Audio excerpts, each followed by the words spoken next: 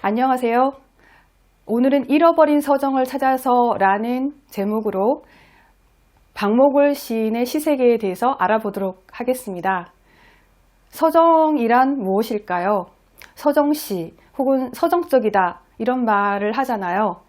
그것은 바로 자아와 세계가 동일화가 되는 그런 세계를 의미합니다. 간단한 예를 들어보도록 할게요. 어린아이가 엄마랑 함께 손을 잡고 가다가 아이가 엄마에게 이렇게 얘기합니다.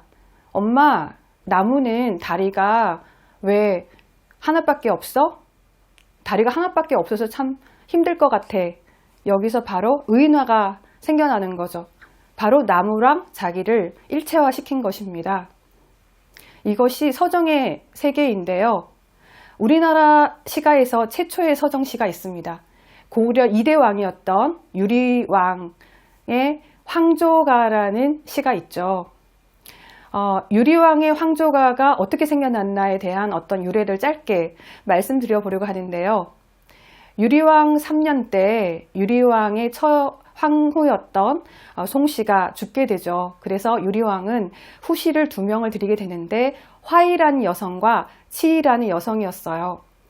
골천에서 거했는데 화이는 골천 사람이었고 치이는 한나라 사람이었죠. 그런데 이 두 여성이 많이 싸우고 질투가 심했다고 합니다. 그래서 유리는 동궁과 서궁을 지어서 두 사람을 각각 거하게 했다는 거죠. 근데 어느 날 유리가 7일 동안 사냥을 나가게 되었어요. 마침 때가 되어서 두 여성은 무지무지 또 싸우게 됩니다. 화이가 치이를 찾아가서 이렇게 얘기를 하죠. 너는 한나라 사람인데 왜 이렇게 나한테 무례하냐? 그렇게 얘기를 하게 됩니다. 치이는 무지 화가 나죠. 그래서 짐을 당장 싸갖고 자신의 나라인 한나라로 돌아가게 되는데요. 사냥터에서 이 얘기를 들은 유리가 말을 돌려서 치이를 따라가게 됩니다. 그렇지만 끝내 치이의 마음을 돌이킬 수가 없었던 거죠. 돌아오는 길에 보니까 나뭇가지의 꾀꼬리가 암수가 아주 정답게 지저귀고 있는 모습을 보게 됩니다. 바로 그때 지은 노래가 황조가입니다. 펄펄 나는 저 꾀꼬리 암수 서로 정답구나. 외로울사 이내 몸은 뉘와 함께 돌아갈꼬. 유리왕은 자신의 쓸쓸한 마음을 바로 꾀꼬리에게 투사시켜서 이야기를 했던 거죠. 얼마나 슬펐겠어요. 자, 그런데 오늘 얘기하려는 박목월의 나그네에 대한 시를 생각해보면 우리나라가 대표적인 서정시가 아닌가요? 굉장히 많은 사람들이 사랑하고 있는 그런 시입니다. 나그네라는 시는 서정시의 대표적인 시로 알려져 있는데 한번 읽어보도록 하겠습니다. 나그네 박목월. 강나루 건너서 밀밭길을 구름에 달 가듯이 가는 나그네. 길은 외줄기 남도 300리. 술 익는 마을마다 타는 저녁 노을. 구름에 달 가듯이 가는 나그네. 어떠세요? 머릿속에 어떤 자연의 풍광이 쫙 펼쳐지는 그런 느낌이 들죠. 너무나 평화롭고 아름다운 시골 풍경입니다. 그런데 재밌는 것은 여기서 보여주는 자연이 시인이 체험하고 경험한 그런 자연으로 느껴지지가 않는다는 거예요. 시인이 실제로 그 자연을 보고 노래한 그런 시처럼 느껴지지가 않는다라는 것이죠. 마치 동양화의 한 그림을 보는 것 같습니다. 예전에 조선시대 화가는 그림을 그릴 때 실제로 산수를 찾아가서 산을 보면서 그림을 그리지는 않았다고 해요. 동양화의 그림은 어떤 식으로 그려졌냐 하면은 지금 보면은 참 이상할 만큼 신기합니다. 뭐냐 하면 서양화에서 느껴지는 원근법이 전혀 없는 그림이 동양화거든요. 마치 화가가 헬리콥터를 타고 산으로 가서 계곡을 자세히 본 다음에 다시 헬리콥터를 타고 돌아와서 그림을 그린 것 같은 그런 모습이라는 거죠. 그러니까 저 멀리 있는 솔방울마저도 자세하게 그린 것이 동양화입니다. 어떻게 이런 동양화가 가능할까요? 바로 그들은 실제로 본 자연을 그린 것이 아니라 머릿속에 있는 관념을 그린 것이죠. 이상적인 자연, 관념으로서의 자연을 그린 것입니다. 실제로 동양에서는 자연에 대해서 굉장히 이상적이고 선험적인, 초월적인 공간으로 사람들이 생각을 했었죠. 가장 대표적인 것이 도연명의 귀거래사입니다. 공명의 돌을 닦는 그런 선비들은 귀거래사처럼 자연으로 돌아가서 자연과 일체가 되는 것이 가장 인생의 기쁨이라고 생각했죠. 노자와 장자도 마찬가지였습니다. 노자의 도덕경에 보면은 물을 담는 것이 도의 근본이다 라고 얘기를 하고 있죠. 자연에 대한 관념은 서양에서도 마찬가지입니다. 자연에서 바로 숲에서 신이 살고 있다 라고 생각을 했던 거죠. 박목월의 시에서 보면은 산도화라는 시가 있는데요. 봄눈 노가 옷 같은 물에 사슴은 암사슴 발을 씻는다 라고 식구에 나와 있고요. 청노루라는 시에서 보면은 청노루 맑은 눈에 도는 구름 이렇습니다. 사슴은 암사슴 발을 씻는다. 그리고 청노루 맑은 눈에 도는 구름. 사슴과 노루가 나오잖아요. 사슴과 노루는 예로부터 아주 신비로운 동물로 여겨져 왔죠. 노천명의 시에 사슴이라는 시가 있습니다. 그만큼 고고하고 그만큼 신비로운 동물이기 때문이죠. 그런데 여러분 생각해 보세요. 청노루가 과연 실제하는 동물일까요?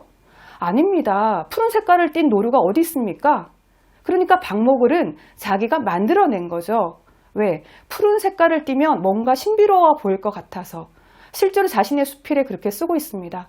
이상적인 자연을 그리고 싶었기 때문에 청노루라던가 사슴이란 동물을 넣은 거죠. 그리고 노루에다가 암사슴이라고 해서 뭔가 더 신비로움을 넣고 싶었고 그렇게 해서 푸른 색깔을 띄운 것입니다. 근데 박목월도 실제로 보랏빛 소묘라는 산문집에서 본인이 그렇게 얘기를 하고 있습니다. 이 나그네라는 풍경과 산도화라는 풍경은 마음속에 그리고 있는 관념의 지도다 라고 표현하고 있거든요. 이상적인 자연의 모습을 보여주고 싶었던 것입니다. 그런데 여러분 한번 생각해 보세요. 나그네라는 시가 언제 쓰여진 시인가요? 바로 1942년도입니다. 1942년 3월이죠. 42년도가 어떤 때인가요? 37년도에 중일전쟁이 일어났고 41년도 12월에 태평양 전쟁이 일어났습니다. 42년도는 어떤 때였나요? 당연히 조선 반도는 병참 기지화가 되고 있는 정말 전쟁이 극악해지는 그런 시대였다는 거죠. 그런 시절에 나그네란 시? 정말 말도 안 됩니다. 말도 안 되죠. 그 당시 조선 민족들은 어떻게 살았습니까? 쇠란쇠는 다 수거당하고 약탈을 당했습니다. 징병당했죠. 징용당했죠. 먹을 것이 없어서 소의 껍질을 벗겨가지고 먹었습니다. 그런 시절에 술 익는 마을마다 타는 저녁놀? 이게 있을 수 있습니까? 술을 무엇으로 만듭니까? 쌀로 만들죠. 쌀이 어디 있습니까? 그런데 술 익는 마을마다 타는 저녁놀이라니요. 정말 말도 안 되는 풍경이죠. 그래서 이 나그네에 대한 비판이 일어나게 되죠. 대표적인 사람이 김우창 선생님인데요. 김우창 선생님은 이렇게 얘기를 합니다. 나그네라는 시는 주관적 욕구에 의해서 만들어진 자기 만족적인 공간에 불과하다라고 비판을 하게 됩니다. 도대체 박목월은 무슨 의도로 나그네와 같은 시를 썼을까? 제가 생각해 보기에는 그 험악한 시절에 뭔가 안온하고 이상적인 자연을 그림으로써 신의 이름을 불러보고 싶었던 건 아닐까? 그 안에서 자기 위안을 찾고 싶었던 건 아닐까? 이런 생각을 해보는 것이죠. 나그네가 역사의식이 없고 현실의식이 없다고 해서 서정시로서 꽝인가? 저는 그렇게 생각하지 않습니다. 나그네는 현실의식은 없지만 서정시가 가지고 있는 굉장히 훌륭한 덕목을 가지고 있는 그런 시입니다. 우선 여러분 머릿속으로 생각해 보세요. 하늘의 구름에 달이 가고 있고 밑에 땅에 나그네가 길을 걸어가고 있습니다. 이 얼마나 아름다운 풍경인가요? 시적인 장치로서는 이것을 병렬법이라고 얘기하는데 하늘의 구름, 땅에서는 나그네 이런 병렬법이 이루어지고 있고요. 그렇게 해서 나그네가 가고 있는 길을 생각해 보세요. 그것은 자유로움이기도 하지만 굉장한 외로움이기도 한 거죠. 나그네 길 그 자체가 바로 우리의 인생길을 의미하는 것입니다. 삶의 가장 보편적인 비유를 가지고 있는 시가 바로 나그네라는 거죠. 또 나그네는 리듬을 가지고 있죠. 강나루 건너서 밀밭길을. 자, 이것을 세 가지 덩어리로 잘라지는데 이것을 삼음보라고 합니다. 이 나그네라는 시는 삼음보로 계속 연결되면서 우리에게 리듬감을 주고 있다는 거죠. 그리고 또 한 가지는 이 시가 음상적인 효과를 가지고 있어요. 음상징이라고 할 수가 있는데 미음, 니은, 리을, 이음 이것이 유성음이라고 하거든요. 유음을 많이 쓰게 되면 그 시가 부드럽게 느껴진다는 거죠. 강나루 건너서 밀밭길을 에서 니은, 리을, 미음, 이응이 많이 사용되고 있는데요. 만약에 강나루라고 쓰지 않고 강언덕이라고 썼다고 생각해 볼까요? 뭔가 느낌이 다르죠. 그리고 밀밭길이라고 쓰지 않고 뽕밭길이라고 썼다고 생각해 볼까요? 전혀 느낌이 다릅니다. 바로 이것이 유음이 주는 부드러움의 효과라고 할 수가 있죠. 그래서 나그네라는 시는 정말 오랜 시간에 걸쳐서 한국 사람들이 굉장히 좋아하는 서정시가 된 것입니다. 자, 다음 시를 한번 읽어보도록 할게요. 윤사월이라는 시인데요. 윤사월, 박모월. 송화가루 날리는 외딴 봉우리. 윤사월 해 길다 꾀꼬리 울면. 산지기 외딴집 눈먼 처녀사. 문설주에 귀대이고 엿듣고 있다. 자, 어떠세요? 이 시도 굉장히 성스러운 초월적인 어떤 공간을 연상하게 하죠. 깊은 산속에 산지의 외딴 집이 있습니다. 그 집에 눈먼 처녀가 방 안에 있는 거죠. 그런데 바깥에서 꾀꼬리 소리가 들리는 거예요. 봄이 온 것이죠. 그래서 이 처녀는 그 소리가 더 듣고 싶어서 문설주의 귀를 이렇게 대는 것입니다. 이것이 아름다운 풍경인가요? 약간 슬픈 풍경인가요? 저는 처녀, 그것도 눈먼 처녀라는 이 인물이 문득 신비스럽기도 하고 슬프기도 합니다. 처녀라는 이미지는 어떤 이미지인가요? 순결한 이미지죠. 눈 멀었다는 것은 어떤 이미지인가요? 자기한테 고립되어진 그런 이미지이죠. 하지만 눈이 멀었다는 것은 신성하고 때가 묻지 않았다는 것을 의미하기도 합니다. 어린 왕자에도 나오잖아요. 가장 중요한 것은 눈에 보이지 않는다고. 오히려 우리가 눈을 뜨고 있기 때문에 중요한 걸 보지 못할 수도 있는 것입니다. 웨디푸스 대왕에서 보면은 웨디푸스는 자신의 두 눈을 찌르죠. 자신이 신의 저주를 받았다는 진실을 아는 순간 눈을 찌릅니다. 어떤 점에서는 그 눈을 감았다라는 것이 도리어 삶의 진실을 아는 것이고 순수함을 가지고 있다는 것을 의미하는 것인지도 모르죠. 그래서 눈먼 처녀라는 것은 가장 순결한 어떤 존재를 여기서 의미한다라고 저는 생각했습니다. 여기서 꾀꼬리는 바로 방 안과 방 바깥을 연결해주는 매개체 역할을 하고 있습니다.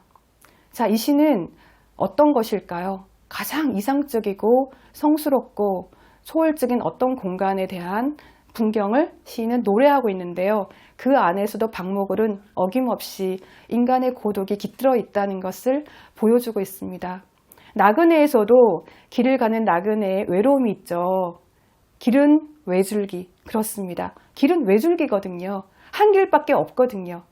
외줄기, 혼자밖에 갈 수 없는 그 길. 이 풍경은 너무나 아름답고 평화롭고 이상적인 공간이지만 그러나 혼자 갈 수밖에 없는 인간의 외로움을 노래하는 시, 마찬가지로 윤사월도 눈먼 처녀는 신성한 존재지만 눈이 멀었다는 점에서 일말의 슬픔을 갖고 있는 그런 풍경입니다. 박목월이 노래하는 이런 공간은 이상적인 공간이지만 그 안에 깃들어 있는 인간의 외로움과 고독.